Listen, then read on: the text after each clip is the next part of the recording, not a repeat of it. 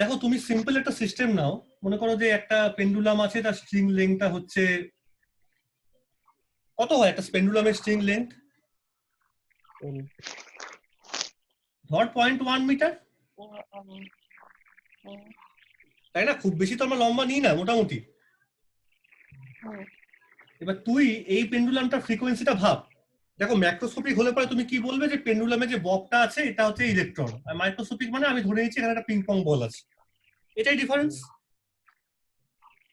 তুমি যখন frequency calculate করো সেখানে কি কোন রকম মাস ফ্যাক্টর আসে? ফর্মুলাটা কি 1/2π√g/L, তাই না?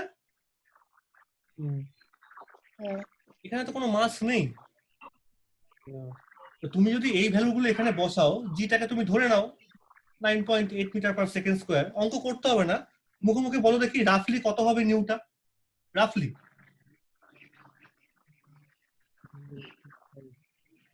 3/2π। হ্যাঁ মোটামুটি কত, ধর 2 হার্টস বা 1.5 হার্টস, তাই তো?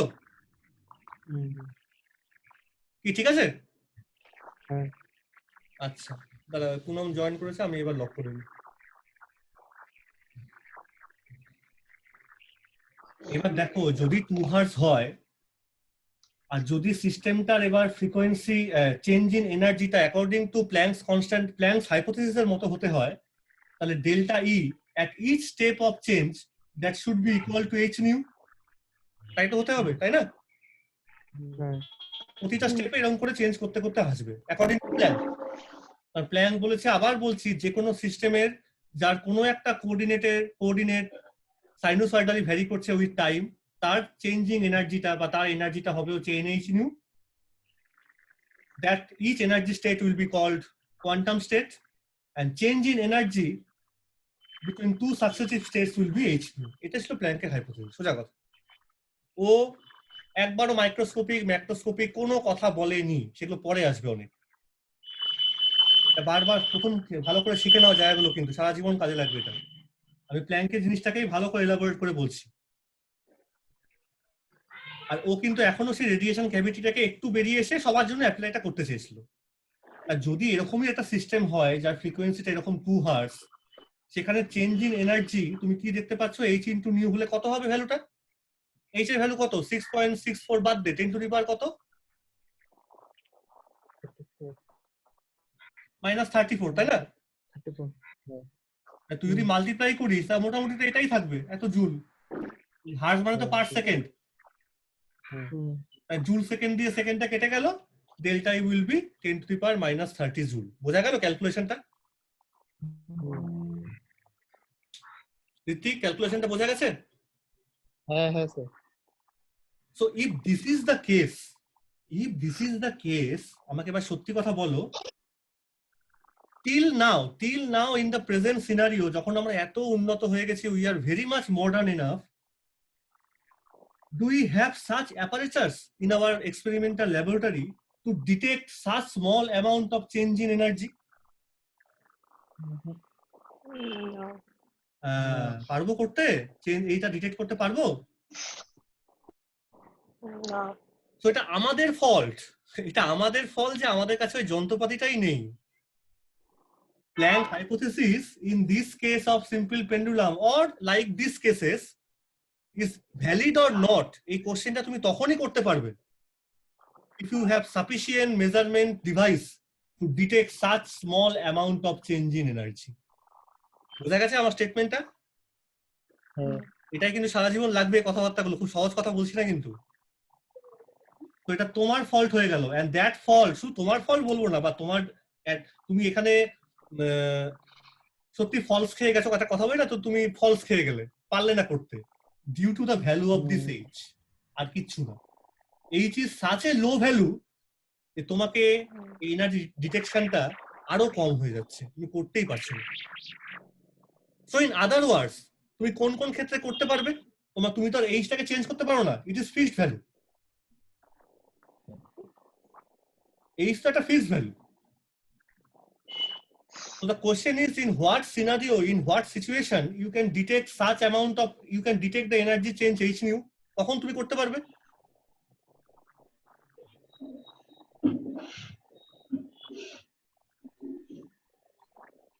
ধরো সিম্পল পেন্ডুলামই, কখন এটা করা যেত? ডেল্টা ইটাকে মাপা যেত?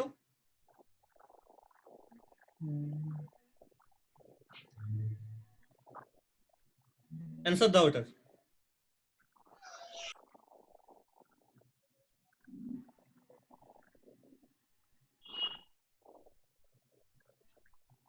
আমি কি বললাম?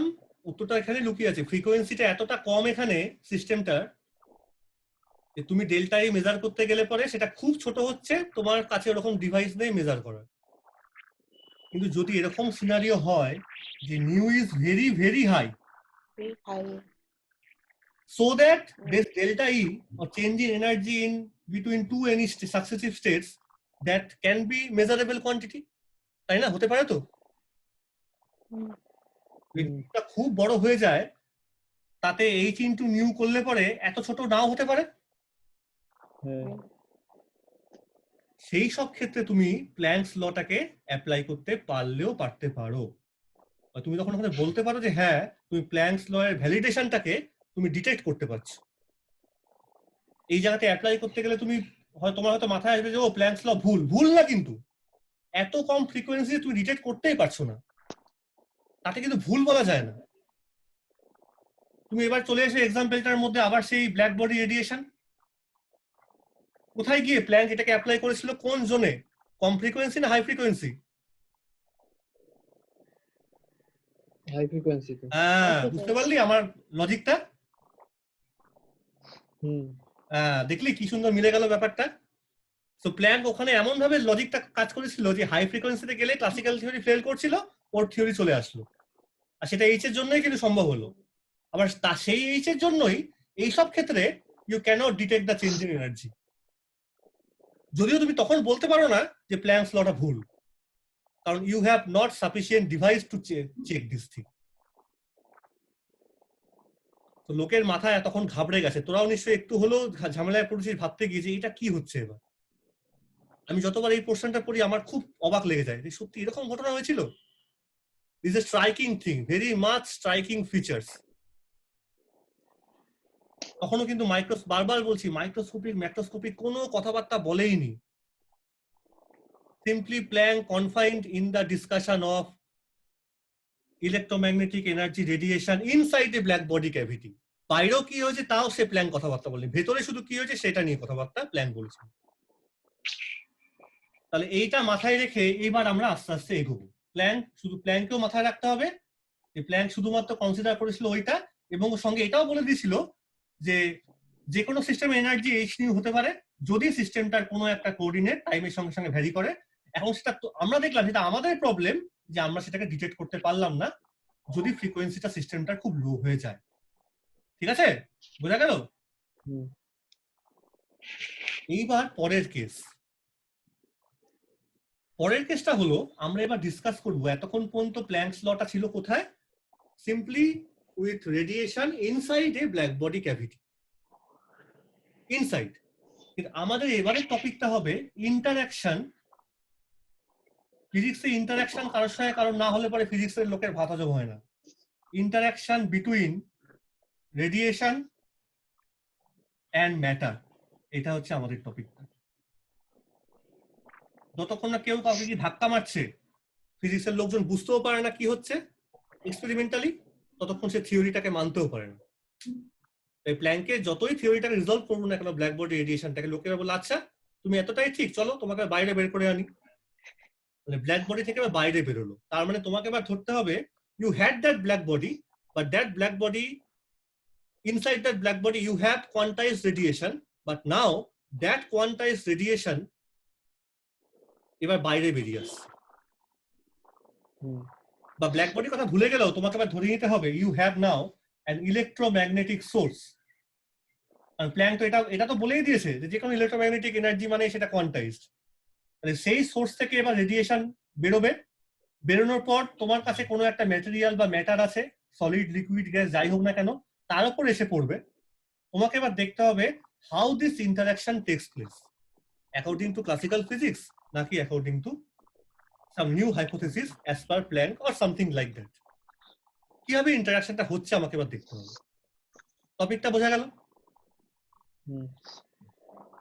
এবার ইন্টারাকশন গুলো হতে পারে 5 রকমের, এটা মন দিয়ে পয়েন্ট আউট করো। There will be 5 types of interaction. আমি লিখছি না। নাম্বার 1, শর্টে খাতার মধ্যে লিখে রাখো। নাম্বার 1 এ লেখো দ্য ফটো ইলেকট্রিক এফেক্ট। লেখা হয়ে গেলে বলবি, শর্টাতেই লেখ, শর্টে লেখ পি এফেক্ট। হ্যাঁ স্যার। তাহলে আমরা কি আবার বলছি, কি ডিসকাস করছি? Interaction of radiation with matter, যেখানে রেডিয়েশনটাকে ধরা হয়েছিল কোয়ান্টাইজড। আমরা দেখবো ইন্টারাকশনটাই কোয়ান্টাইজ ম্যানারে হচ্ছে নাকি না। সেকেন্ড পয়েন্টটা হচ্ছে the Compton effect.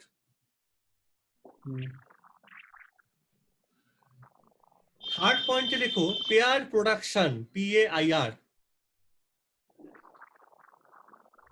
Pair production.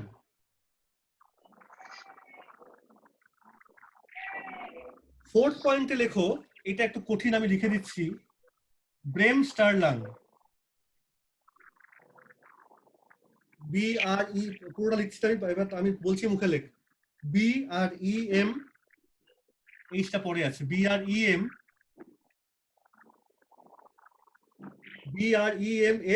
STRAHLUNG, bream স্টারলাং লেখা হয়েছে। BREM STRAHLUNG লেখা হলো। আর লাস্ট পয়েন্টটা হচ্ছে পেয়ার অ্যানিহিলেশন। 3 নম্বর ছিল পেয়ার প্রোডাকশন, 5 নম্বরটা পেয়ার অ্যানিহিলেশন।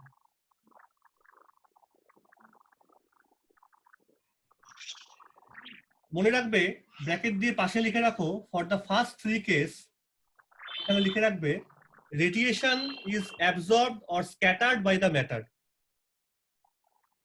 এই সব ক্ষেত্রে এই 3টে কেসে রেডিয়েশন আইদার অ্যাবজর্ব করবে বা ধাক্কা খেয়ে বেরিয়ে যাবে, এই 3টে কেসেই।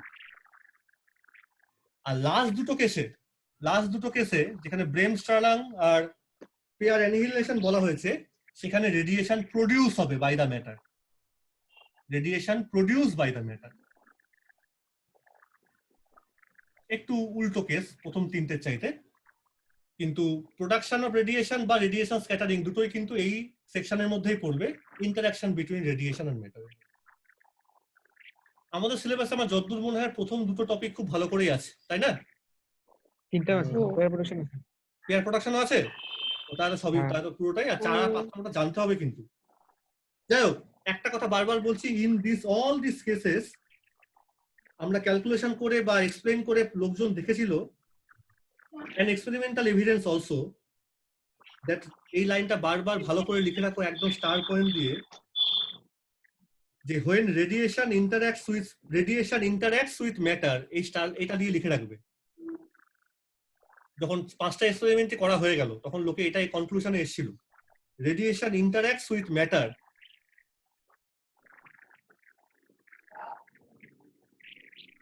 not in a wave-like nature, but in a particle-like character. আমি আগেই কনক্লুশনটা বলে দিলাম।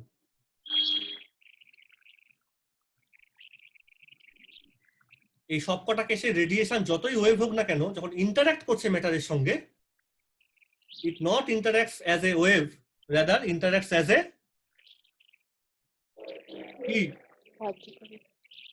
a particle. দেখা যাক, তোমার সব পড়েছে বা পড়া হয়ে গেছে আমি জানিও, কিন্তু কনসেপ্টলি আমার তো এটা যতই হোক পড়ানোর তো কাজ ছিল না, কিন্তু ঠিক আছে, আমার কোয়ান্টাম পড়াতে সবসময়তেই ভালো লাগে ডিসকাসটা করতে। দাদা এতদিন ধরে বলছি, 2-3 দিন ধরে অ্যাবাউট দ্য দিস টপিকস, বোঝা যাচ্ছে তো? হ্যাঁ স্যার। আর শুনতে ভালো লাগছে, এটা কিন্তু আগে ক্লিয়ার করো। কোয়ান্টাম না শুনতে ভালো লাগলে কিন্তু জীবন দুর্বিষহ হয়ে যাবে। হ্যাঁ, মানে যতটা না করোনা ক্ষতিকর, আমি দেখি এমন লোককে যে কোয়ান্টাম বোঝে না, তার সারা জীবনে সে করোনা ভাইরাস দিয়ে আক্রান্ত হয়ে বসে আছে। সত্যি ঘটনা, এইটা ক্লিয়ার করবে কিন্তু, ঠিক আছে? বলো প্লিজ। তার করবে, পড়াশোনা করলে না? আচ্ছা ঠিক আছে, এই দেখো ওরা সবাই পড়াশোনা করে, ঠিক আছে? তাহলে আমাদের ফার্স্ট টপিকটা কি? We will consider, very well known, তোমরা সবাই জানো, ফটো ইলেকট্রিক এফেক্ট। হাতের কাছে কোনো বই আছে? কোনো একটা বই, একটু ছবিটা আঁকছি।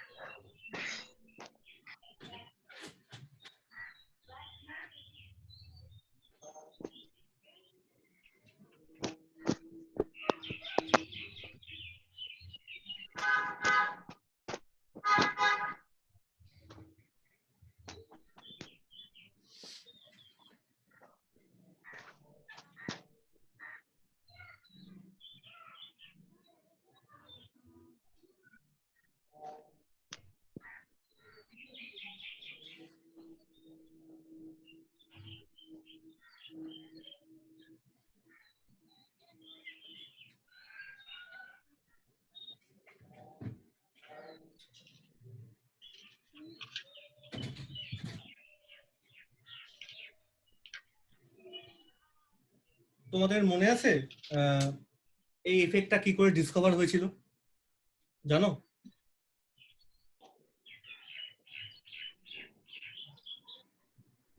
কোয়ান্টাম পড়তে গেলে হিস্ট্রি অফ ফিজিক্স জানাটা ভীষণ ইম্পর্টেন্ট।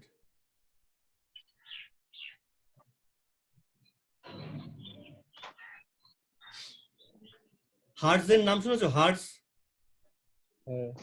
হেনরিক হার্টজ বলে একজন সায়েন্টিস্ট ফিজিসিস্ট ছিল।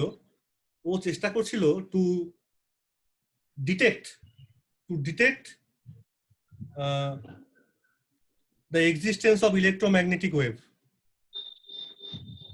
সেই এক্সপেরিমেন্টটা করতে গিয়ে ও অদ্ভুতভাবে এই নতুন একটা এফেক্ট আবিষ্কার করেছিল, যেখানে এক্সপেরিমেন্টাল সেটআপটা কেমন, it is a glass surface. এই পুরো বক্সটা একটা গ্লাসের মতো, এটা একটা কোয়ার্জ উইন্ডো, এই পাশেরটা এটা একটা কোয়ার্জ উইন্ডো, এটা একটা গ্লাস সারফেসের মধ্যে আছে। কি আছে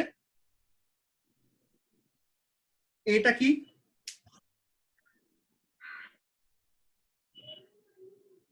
এটা? একটা মেটাল প্লেট। আমার এখান থেকে একটা ইনসিডেন্ট, আমি রেডিয়েশন ফেলছি।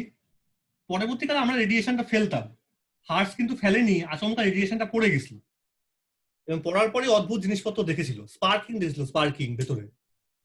এবং স্পার্কিংটা যত রেডিয়েশনটা ইন্টেন্স হচ্ছে, মানে ইন্টেন্স বলবো না, যত রেডিয়েশনটা আল্ট্রাভায়োলেট বা অন্য উপরের দিকে যাচ্ছিল তত স্পার্কিং বেশি হচ্ছিল। সেটাতেও ঘাবড়ে গেছিল। তারপর লেনার্ড এটা নিয়ে কাজ করেছিল, তারপরে আইনস্টাইন এটাকে ভালো করে এক্সপ্লেন করেছিল। কিন্তু যেহেতু আইনস্টাইন ম্যাক্স প্ল্যাঙ্ককে খুব শ্রদ্ধা করতো, কিন্তু ওই সময় লোকে কিছুতেই ম্যাক্স প্ল্যাঙ্ক বা আইনস্টাইন কাউকেই মানছিল না। বিশেষ করে মিলিকান এসে বলেছিল যে না, আমি মানবই না। ওকে বারবার মিলিকান উল্টো পাল্টা এক্সপেরিমেন্ট করে ওদেরকে অপদস্থ করার চেষ্টা করছিল, প্ল্যাঙ্ককে এবং আইনস্টাইনকে। কিন্তু লাস্টে মিলিকানও মানতে বাধ্য হলো না প্ল্যাঙ্ক আর আইনস্টাইন যা নতুন থিওরি দিয়েছে সেটা সত্যি।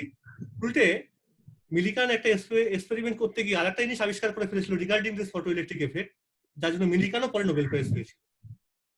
তো ফটো ইলেকট্রিক এফেক্টের হিস্টোরিক্যাল ইমপ্লিকেশনটা ভীষণ ইম্পর্টেন্ট, অনেকে জড়িত আছে এর সঙ্গে, starting from Planck, then Einstein, Millikan, Lenard, অনেকে। Anyway, Hertz. So what happens here, আমি যদি আমার সেটআপটাকে দেখি, এই is a metal plate, an external monochromatic light is incident through a quartz window, falls on the metal plate EA. যখন লোকে আমরা জেনে গেছি, আমরা এটা বলবোই যে upon falling on the metal plate A, electrons are liberated from this metal plate.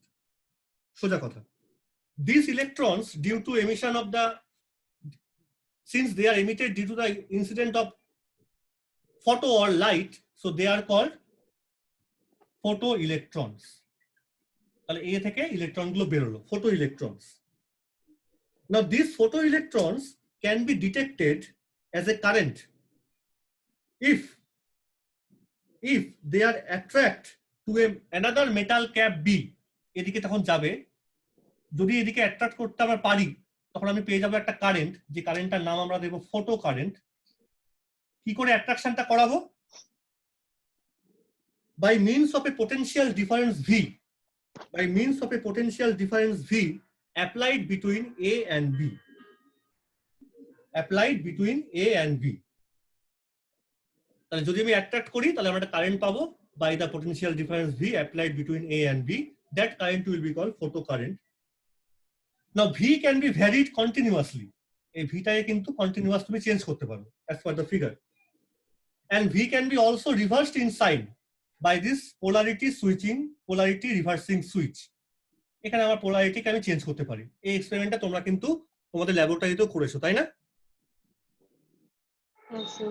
And this is a sensitive ammeter. আমি জি দিয়ে লিখেছি কারণ একটা গ্যালভানোমিটারকে তো অ্যামিটারে কনভার্ট করাই যায়। It's a sensitive ammeter which measures the photocurrent. So this is the whole apparatus. Metal plate, sensitive ammeter, incident light is falling, photoelectrons are emitted. They can be detected as a current if you apply the potential difference between A and B. B can be continuously varied and can be reversed by a polarity changing switch, and the current can be measured using a using a very sensitive ammeter. So what we have to first plot, আমি ছবিটা মুছে দেব, আচ্ছা ঠিক আছে। ছবিটা মুছে দিচ্ছি। আমিও মাঝে মাঝে অনেক সময় যখন থাকি না একটু ছবিটা লেগেও যেতে পারে কাজে, আমিও একটা কাজ করি, একটু এই বোর্ড থেকে ছবিটা একটু নিয়ে নিই, বারবার বই খোলা হয় না তো।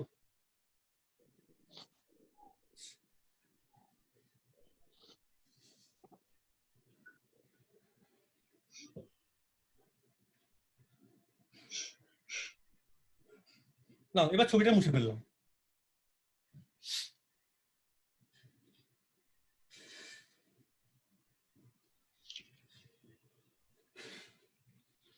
ছবিটা মোছার পর লোকে প্রথমে, ছবিটা মোছার পর না মানে লোকজন এরপরে কি করেছিল, they want to characterize the whole phenomena বা characterize the system by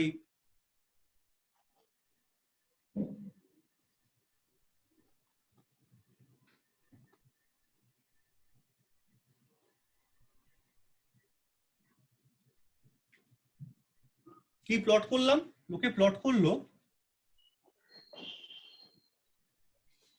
কি প্লট করেছিল প্রথমে, I means the photocurrent as a function of that potential difference V. ছবিটা কিন্তু একটু মাথায় রাখবে, হ্যাঁ। কি পাওয়া গেছিল, লোকে প্রথমে দেখলো by keeping usual polarity, that means by keeping the metal plate negative and the cup, metal cup, same metal thing, B positive, and now if you increase the potential, current will go increasing and reach a saturation value. একটা সময় পর saturate করে যাবে, ঠিক আছে। The interesting point is what happens if you decrease the potential. First of all, if you decrease the potential at 0, current doesn't become 0. প্রথম point কিন্তু এটা, মানে তুমি ভিটাকে বা রিভার্স করছো, রিভার্স করতে করতে প্রথমে 0 করছো, but it was observed that the photocurrent doesn't drops to 0 immediately. এটার মানে কি, এটা মানে আমাকে বলো তো আগে, কোয়ান্টাম ভুলে যাও, ফিজিক্সটা বলো। তুমি পোটেনশিয়ালকে 0 করছো, কারেন্ট তখনও পাচ্ছ, current is non zero. What do you mean by that?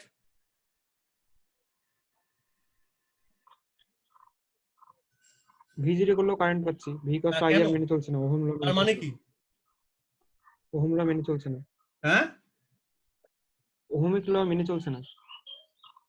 আরে ভেতরে ফিজিক্সটা কি হচ্ছে বল, ওহম থম অনেক পরের কথা, ওগুলোতে যাচ্ছি না আমি, কিন্তু কি ধরনের ক্যারেক্টার, কন্ডাক্টর কিন্তু কথা তো হচ্ছে না।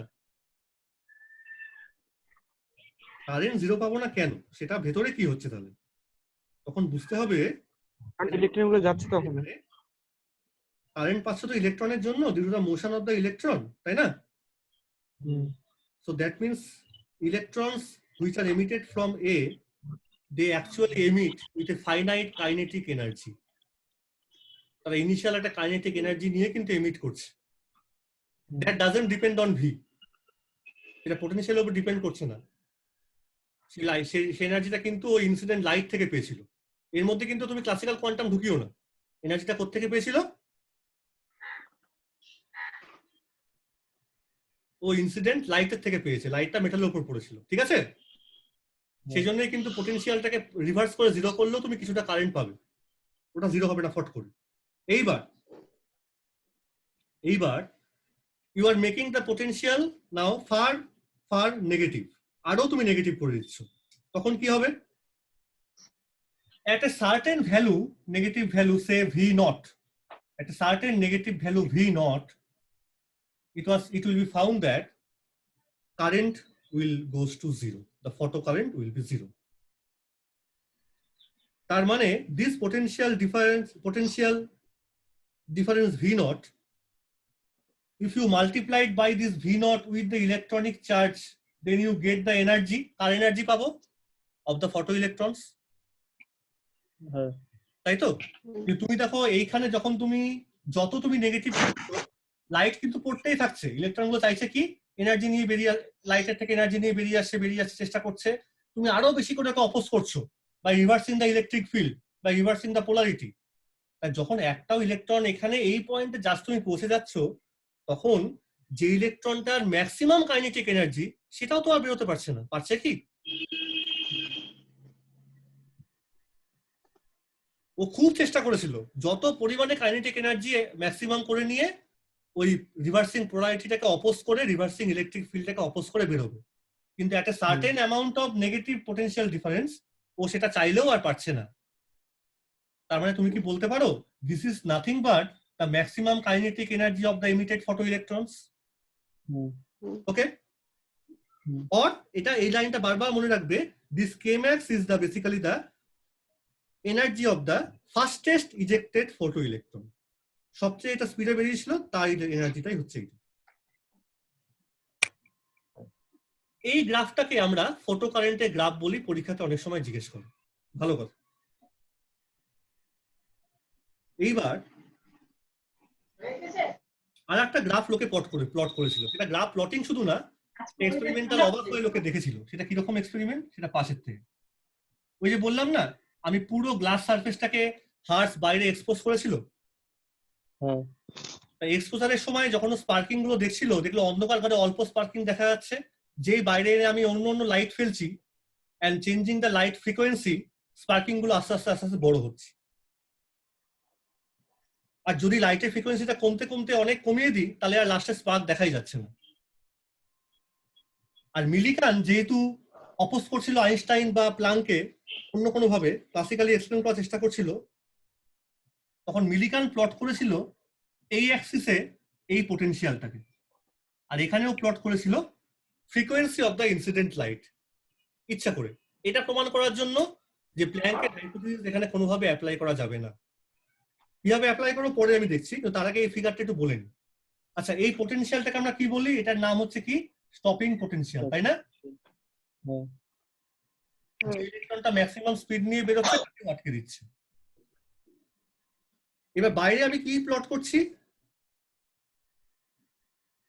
পোটেনশিয়াল ডিফারেন্সের সঙ্গে প্লট করছি এবার হচ্ছে frequency of the incident light, যেটা কিন্তু মেইনলি মিলিকান করেছিল, আর ও সোডিয়াম মেটাল নিয়ে কাজটা করেছিল। ও বেশ ইন্টারেস্টিং একটা ফ্যাক্ট দেখেছিল, এইরকম একটা স্ট্রেট লাইন পেয়েছে যেটা এখানে কাট করছে at a certain frequency nu naught. তার মানে কি? তার মানে there is a definite cut-off frequency nu naught below which কি potential becomes zero, so photoelectric effect should not take place. এটাকে আমরা বলেছিলাম কাট অফ ফ্রিকোয়েন্সি। এখন মেইন কথাবার্তাগুলো দেখো। There were basically three major features of photoelectric effect that cannot be explained using the classical theory. কি সেই major effect গুলো ছিল? তিনটে এফেক্ট আমি বলছি পরপর। প্রথম এফেক্টটা কি? যদি ক্লাসিক্যাল ওয়েভ থিওরি আমি অ্যাপ্লাই করি, তাহলে মনে রাখতে হবে ইলেকট্রোম্যাগনেটিক ওয়েভ মানে তার মধ্যে কি আছে? ইলেকট্রিক ফিল্ড আছে, তাই তো? ইলেকট্রিক ফিল্ড মানে সেই ইলেকট্রিক ফিল্ডটা অসিলেট করছে। সেই ইলেকট্রিক ফিল্ডটা যখন ইলেকট্রনের উপর পড়ছে অফ দ্য মেটাল, তাহলে সেই ইলেকট্রনটাকে ফোর্স দেবে, বোঝা যাচ্ছে? যখন ইলেকট্রোম্যাগনেটিক ওয়েভ মেটালের উপর পড়ছে তার মানে ইলেকট্রিক ফিল্ড মেটালের উপর পড়ছে আর মেটালে ইলেকট্রন গুলোকে ফোর্স অ্যাপ্লাই করছে, বোঝা যাচ্ছে তো?